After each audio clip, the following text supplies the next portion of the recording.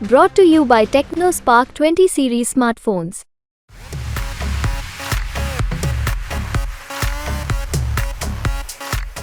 और जब धनंजय सिंह ने कह ही दिया समर्थन दे रहा हूं तब उसमें बट लेकिन क्यों तो आपकी बातचीत हुई इस दौरान धनंजय सिंह से? हुई है फिर और होगी उसमें क्या, जो समर्थन दे दिया तो समर्थन के बाद कोई बातचीत? कर लेंगे। अभी तो कभी बातचीत नहीं हुई मतलब? नहीं, अभी इतना मतलब कैसे आपको बताऊं हमारी बातचीत है कि नहीं है क्या है, लेकिन हमने समर्थन दिया भारतीय जनता पार्टी में, प्रत्याशी हूं, क्यों नहीं, उनसे मिलूंगा मैं। इसके अलावा उन्होंने एक और बात कही धनंजय सिंह ने कि वो बीजेपी को समर्थन दे रहे हैं। उन्होंने कैंडिडेट को लेकर जो है कुछ खास इस पर जवाब नहीं दिया, तो इस पर क्या कहेंगे आप? भाई कैंडिडेट भाजपा का है ना, कोई इंडिपेंडेंट थोड़ा हूँ मैं। भाजपा का समर्थन यानी मेरा समर्थन है। राहुल जी बहुत बड़े नेता, उनके बारे में मुझे टिप्पणी नहीं करना है, बट यही राहुल जी थे। कॉन्स्टिट्यूशन के तहत एक निर्णय लिया था देश के आदरणीय पूर्व प्रधानमंत्री मनमोहन सिंह जी ने, और उसी कॉन्स्टिट्यूशन के जो ऑर्डर था उसको सबके सामने आसानी फाड़ दिए थे। राजा भैया ने कहा है कि भाई अपने समर्थकों को कि जहां मन करे वहां वोट दो, कोई दबाव नहीं है। इस पर क्या कहेंगे आप? मुझे मालूम नहीं उनके बारे में क्या कहा, सुना भी नहीं था मैं तो। हमको जौनपुर के आगे कुछ दिखाई नहीं पड़ रहा हो, मछली जो आँख है ना।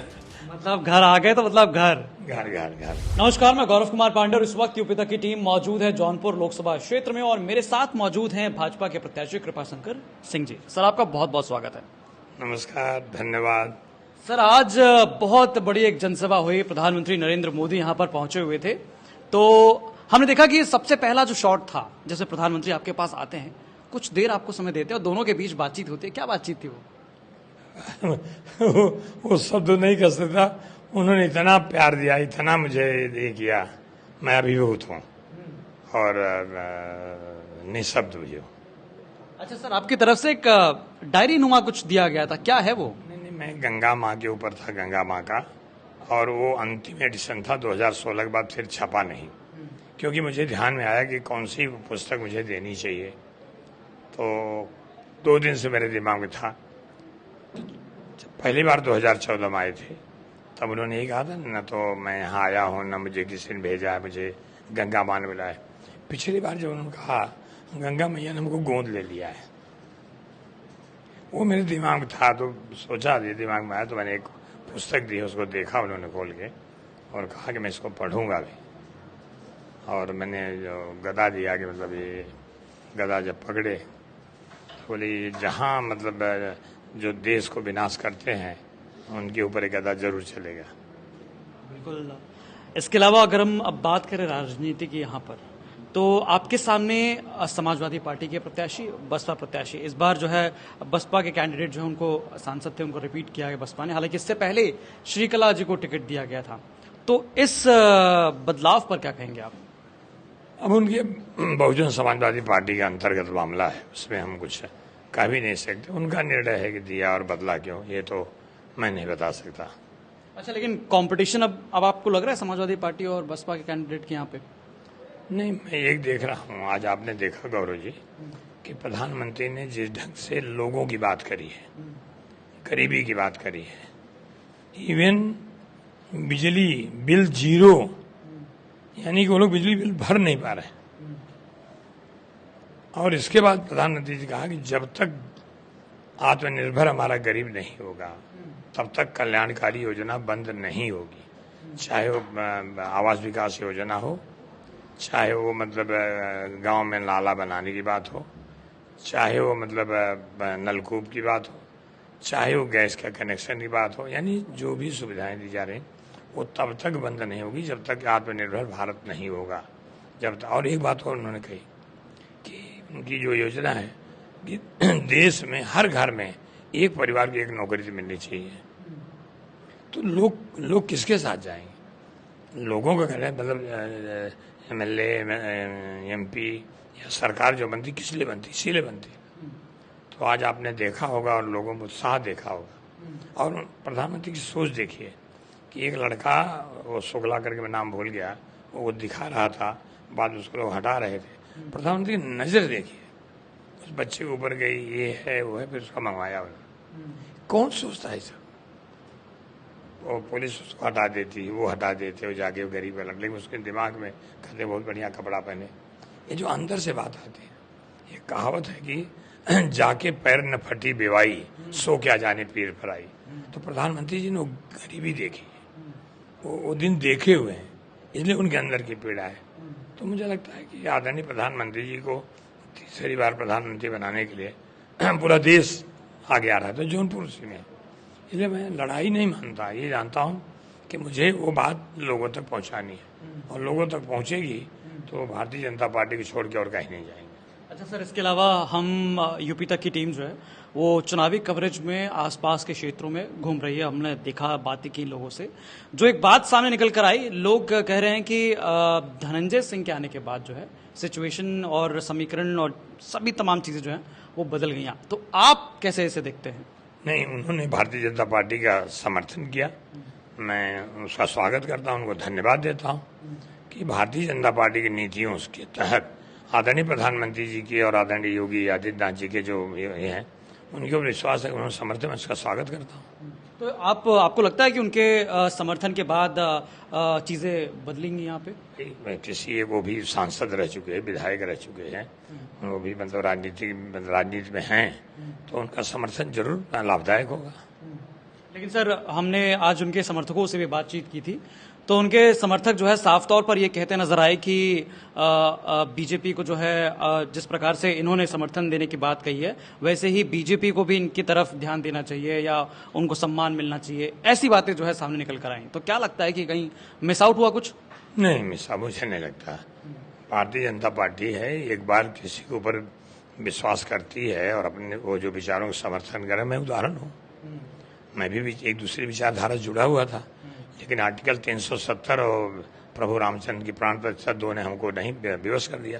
और उस दिन तो हद हो गई जब आर्टिकल 370 हटाए जाने का विरोध कर रहे थे कांग्रेस के लोग, समाजवादी पार्टी के लोग। तो मुझे लगा, अरे मतलब आर्टिकल 370 हटाए जाने का विरोध करना हिंदुस्तानी तो नहीं हो सकता हो, कोई भारतीय ऐसा सोचेगा भी नहीं। किसके लिए था, उसका विरोध क्यों? मैं नहीं बर्दाश्त कर पाया और मैंने वहां से इस्तीफा दे दिया और 20 महीने में पार्टी ज्वाइन भी नहीं की। चाहता तो मैं उसी समय मुझे एमएलए मिल जाता, चुनाव ही लड़ लेता, लेकिन लोग मुझे अवसरवादी कहेंगे, अपॉर्चुनिस्ट कहेंगे। हमने 20 महीना पत्र लिखते रहा कि हमारी बात को नहीं सुना गया। आया मैं, मुझे कहाँ पता था, मुझे कोई बातचीत थोड़ी हुई थी पार्टी माँ बाप को सांसद बनाएंगे वे कहना। आते मुझे उन्होंने महाराष्ट्र में जवाबदारी दी और आज देश की सबसे बड़ी जो पंचायत है उस घर में एक सदस्य बनने का पार्टी ने दिया है। तो मैं तो समझूंगा कि अभी पार्टी का निर्णय जो होता है, कब वो कैसे क्या निर्णय लेते हैं वो सोच समझ लेते। इसलिए मुझे नहीं लगता कि जो समर्थक कह रहे होंगे, समर्थन दिया तो उन्होंने विचारों के पद दिया है और पार्टी सोचेगी आगे क्या करना है। इसके अलावा उन्होंने एक और बात कही धनंजय सिंह ने कि वो बीजेपी को समर्थन दे रहे हैं। उन्होंने कैंडिडेट को लेकर जो है कुछ खास इस पर जवाब नहीं दिया, तो इस पर क्या कहेंगे आप? भाई, कैंडिडेट भाजपा का है ना, कोई इंडिपेंडेंट थोड़ा हूं मैं। भाजपा का समर्थन यानी मेरा समर्थन है। लेकिन सर, आपका नाम भी छोटा मोटा नहीं है ना, आप महाराष्ट्र में गृह राज्य मंत्री रहे हैं, उसके बाद आप यहाँ के रहने वाले हैं, आपको लॉन्च किया गया है, तो इस पर क्या कहेंगे आप? लॉन्च तो नहीं किया गया, हमको जरूर कहा गया कि अब आपने बहुत सेवाएं दी। मेरी इच्छा भी थी कि कभी तो राजनीति के माध्यम से उस माटी में जहाँ खेला बड़ा हुआ, थोड़ा मुझे लगता तो था, दिल में तो थी, लेकिन ये भारतीय जनता पार्टी का बहुत बड़ा मन है, ये बड़ा दिल है। ये उन्होंने मुझे मतलब यहाँ उम्मीदवारी दी और मैं लगा, इसलिए मुझे कभी किसी व्यक्ति से हमारा कभी कुछ था न और रहे, पर कभी व्यक्ति को मैं एनिमी को समझता नहीं हूँ। हमारी एक विचारधारा राजनीति की थोड़ी अलग हो सकती है, और जब धनंजय सिंह ने कह ही दिया समर्थन दे रहा हूँ, तब उसमें बट लेकिन क्यों। तो आपकी बातचीत हुई इस दौरान धनंजय सिंह से? हुई है, फिर और होगी, उसमें क्या, जब समर्थन दे दिया तो समर्थन के बाद कोई बातचीत कर लेंगे। अभी तो सभी बातचीत नहीं हुई, मतलब नहीं, अभी इतना मतलब कैसे आपको बताऊं हमारी बातचीत है कि नहीं है, क्या है, लेकिन हम लोगों ने समर्थन दिया भारतीय जनता पार्टी। मैं प्रत्याशी हूँ, क्यों नहीं, उनसे मिलूंगा मैं। अच्छा सर, इसके अलावा पूर्वांचल के दो ऐसे बड़े नेता जिनका प्रभाव माना जाता है, एक धनंजय सिंह का जौनपुर और मछली शहर में, और राजा भैया का प्रतापगढ़ और कौशाम्बी में। यहाँ पर धनंजय सिंह ने ऐलान कर दिया कि भाई बीजेपी को समर्थन है, लेकिन वहां राजा भैया ने कहा है कि भाई अपने समर्थकों को कि जहां मन करे वहां वोट दो, कोई दबाव नहीं है। इस पर क्या कहेंगे आप? मुझे मालूम नहीं उनके बारे में क्या कहा, सुना भी नहीं था मैं तो। हमको जौनपुर के आगे कुछ दिखाई नहीं पड़ रहा, वो मछली जो आँख है ना। मतलब घर आ गए तो मतलब घर घर घर घर हाँ, पहले मतलब बहुत बड़ी उपलब्धि मुझे मेरे परिवार को मिली है। तो क्या आप कैसा लग रहा है, मतलब घर से आप संसदीय का चुनाव लड़ रहे हैं और इसी माटी में खेले कूदे हैं, पढ़े लिखे हैं, क्या कैसा लग रहा है? अच्छा लग रहा है। मेरा बेटा बैठा है, वो देखो वहाँ पे, वो जेट में पायलट था, फिर फिल्म बनाया, फिर वो करते रहता है। उसको राजनीति इतना है कि पापा हैं वहाँ, चलो फिर जहाँ चुनाव खत्म हुआ वो अपने काम में लग जाता है। तो आनंद होता है, किसी बेटे को माँ बाप के पास जाने का जो आनंद है वो तो रहता ही है। अच्छा, जैसे अभी तो शहर में इस मकान में आप रह रहे हैं या यहाँ से काम काज चल रहा है, गांव जा रहे हैं? हाँ, गांव जाता हूँ, गांव में तो घर भी है। अभी कभी एक दिन आप आइए तो हम लोग वहाँ रात रुकते हैं, वहाँ खाना खाते हैं साथ में। डेली नहीं जा पाता हूँ क्योंकि कई सुविधाएं उपलब्ध नहीं है वहाँ पे। गांव तो गांव है, लेकिन गांव में घर है बाकायदा। हम जब जाते हैं, अभी आए तो वहीं रहे, फिर जाऊँगा तो वहीं रहूँगा। लेकिन सुविधा को देखते हुए लोगों से मिलने जुलने की वो असुविधा तो है। गांव तो गांव है ही। लेकिन मैं आपसे कहता हूँ, मैं कि राजकुमार से कहूँगा कि ये अभी व्यस्तता होगी, 25 के बाद एक दिन गांव में आपको मतलब घर पे खाना खाएंगे हम लोग। तो इसके अलावा सर, जनता के बीच आप जा रहे हैं, जनता से मिल रहे हैं, कैसा आपको जो है रिएक्शन मिल रहा है? उनको बड़ी आशाएं हैं। उसका सबसे बड़ा कारण है कि पिछली बार सांसद 2 दलों से मतलब ज्वाइंट था, भारतीय अपना ये बहुजन समाज पार्टी और समाजवादी पार्टी ज्वाइंट कैंडिडेट थे। उनसे बहुत निराशा है लोगों में। मैं व्यक्ति के खिलाफ कुछ नहीं बोलता, लेकिन पता नहीं क्यों पिछले सांसद को देख करके तो उनको लगता है कि अगर हमारा सांसद हमारा ये हो जाता, ये हो जाता, वो हो जाता। एक बड़ी बात जो निकल कर आई थी वो ये थी कि लोगों का कहना था कि सांसद को हमने देखा ही नहीं अभी तक। ऐसे लोग कह रहे हैं, मैं तो जा रहा हूँ, लोग कह रहे हैं। लेकिन हम और यहाँ जैसे मैं भी 21 वर्ष की उम्र में मुंबई मुझे रोजी रोटी के लिए जाना पड़ा था, वो पीड़ा है। और मुंबई में हर 6वां उत्तर भारतीय जौनपुर का है। यहाँ इंडस्ट्री विहीन है ये, मतलब कहते हैं उद्योग विहीन जौनपुर हमारा। पावर प्रोजेक्ट एक भी नहीं है। यहाँ से IAS IPS PCS इतने ज़्यादा, सेंट्रल यूनिवर्सिटी भी नहीं है यहाँ पे, शोध केंद्र नहीं है यहाँ पे। गन्ना आलू ये सब बहुत बड़ा उत्पादन होता है, लेकिन कोई प्रोसेसिंग यूनिट नहीं है। तो क्या आप जनता से अपील इस बीच कर रहे हैं कि मैं अगर आऊंगा तो क्या क्या होगा? हाँ, मैंने कहा है और मैं बता रहा हूँ आपको, जनता का आशीर्वाद मिला और ये सब करने के लिए तो आने वाले 3-4 साल के बाद रोजी रोटी के लिए कोशिश होगी किसी नौजवान को किसी शहर में न जाना पड़े। ये मेरा मतलब एक तरह से जो आपने झेला है वो बाकी जौनपुर की जनता नहीं झेले, ये मेरा है और मैं कर पाऊंगा। अभी सतरिया है, इसके बाद अभी वो मैं तो कहता हूँ कि सीडा और सागंज के बीच में एक वो इंडस्ट्रियल कॉरिडोर बन जाए। 900 एकड़ जमीन पूर्वांचल से और कलान से और सागंज उसमें है।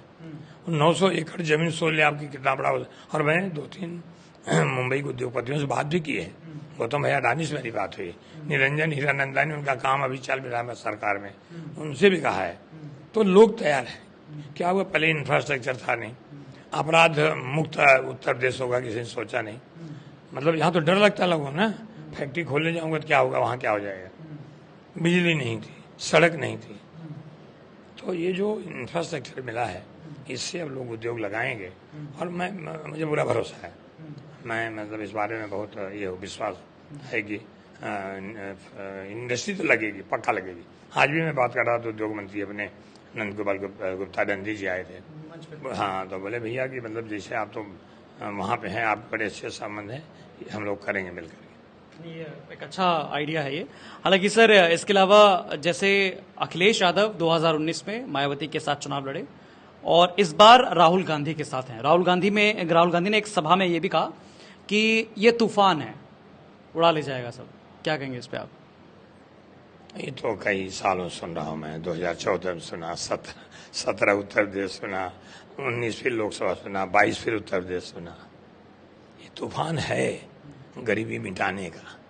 ये तूफान है कि हिंदुस्तान में कोई भूखा न रहे। ये तूफान है और इसकी जरूरत भी है कि हमारा युवा जो है, हम कोई बेरोजगार न हो। ये तूफान है। हालांकि कांग्रेस ने मैनिफेस्टो में रोजगार को लेकर बहुत कुछ लिखा है, बहुत कुछ देने का जो है वादा किया है। इस पर क्या कहेंगे आप? उन्होंने टारगेट किया युवाओं को। उनको पता सरकार माना नहीं तो लिखने में और बोलने में क्या जाता है। अच्छा, इसके अलावा एक और बात जो कही जा रही है कि राहुल गांधी हर जगह कॉन्स्टिट्यूशन की किताब लेकर घूम रहे हैं। अब सभाओं में जा रहे हैं, उत्तर प्रदेश के किसी भी सभा में जा रहे हैं तो बकायदा किताब दिखाकर जो है वो संबोधन कर रहे हैं, वीडियो बना रहे हैं तो किताब दिखाकर संबोधन कर रहे हैं। वो कॉन्स्टिट्यूशन पे क्या कहेंगे आप? ऐसा है, मैं कांग्रेस छोड़ चुका हूँ। राहुल जी बहुत बड़े नेता, उनके बारे में मुझे टिप्पणी नहीं करना है, बट यही राहुल जी थे। कॉन्स्टिट्यूशन के तहत एक निर्णय लिया था देश के आदरणीय पूर्व प्रधानमंत्री मनमोहन सिंह जी ने, और उसी कॉन्स्टिट्यूशन के जो ऑर्डर था उसको सबके सामने आप सामने फाड़ दिए थे, इसलिए मैं उसके बारे में बहुत कुछ नहीं कह सकता। अच्छा, अखिलेश यादव की रणनीति को लेकर क्या कहेंगे? जो जिस प्रकार से उन्होंने सीट का बंटवारा किया कांग्रेस के लिए, अपने लिए, तो ये विभाजन ठीक है? अब उनकी वो तो उनकी पार्टी की सोच है। अब ये तो है कि ये कहा जाता था जाति बहुत हावी है। अगर जाति हावी होती तो 80 लोकसभा सीट में खाली एक परिवार यादव है, बाकी यादव नहीं है। एक भी यादव समाज के आदमी को उम्मीदवारी नहीं दी गई। जौनपुर उदाहरण ले लीजिए, जौनपुर में विधायक हैं, मिनिस्टर भी रहे, लीडर हैं, आज भी लोग थे। तो अब उनकी नीतियों के बारे में मैं क्या कहूँ? जहाँ ऐसी सोच है, और बीच में 2022 में रथ भी निकल गया था, बस कल के कल मतलब जाएंगे राजभवन में शपथ लेंगे 3 दिन पहले। अच्छा, लेकिन इस बार विपक्ष के पास जो है एक मुद्दा है वैक्सीन का। वैक्सीन को लेकर जो है काफी चर्चा की जा रही है। वैक्सीन को लेकर हर जनसभा में कहा जा रहा है कि भाई कोविशील्ड जो है वैक्सीन लगवाई गई, प्रधानमंत्री की तस्वीर हटा दी गई है। इस पर क्या कहेंगे आप? मुझे लगता है कि जब एक समय आया कोरोना, उस समय कुछ नहीं था अपने पास। कोई पैरासीटामॉल खाते थे, कोई दवाई खाते थे। प्रधानमंत्री ने अपने वैज्ञानिकों के साथ पूरी छूट दिया, कुछ तो करो। और हमारे सामान्य वैज्ञानिकों ने निकाला, और वैक्सीन सिर्फ हिंदुस्तान को ही नहीं बचाया, विदेशों में जो होता था कि बाहर से दवाई मंगाई जाए, प्रधानमंत्री ने अपने देश के लोगों को और उनको सप्लाई किया। उसी वैक्सीन से आज उस समय एक दूसरे बात नहीं कर सकता था। घर के परिवार के लोग मर गए, खाली चेहरा दूर दिखाते थे। तो मुझे लगता है कि इस पे काश इस देश में ऐसी एक वैक्सीन बन जाए कि सही बातों को लोग सही कहें और गलत बातों को गलत कहें। चलिए, बहुत बहुत शुक्रिया सर हमारे साथ जुड़ने के लिए। तो शुक्रिया सर। तो हमारे साथ कृपा शंकर सिंह थे, बीजेपी के प्रत्याशी, जो कि इस बार जौनपुर लोकसभा सीट से जो है चुनाव लड़ रहे हैं। तो बाकी तमाम ऐसी चुनावी कवरेज के लिए आप देखते रहिए यूपी तक। धन्यवाद।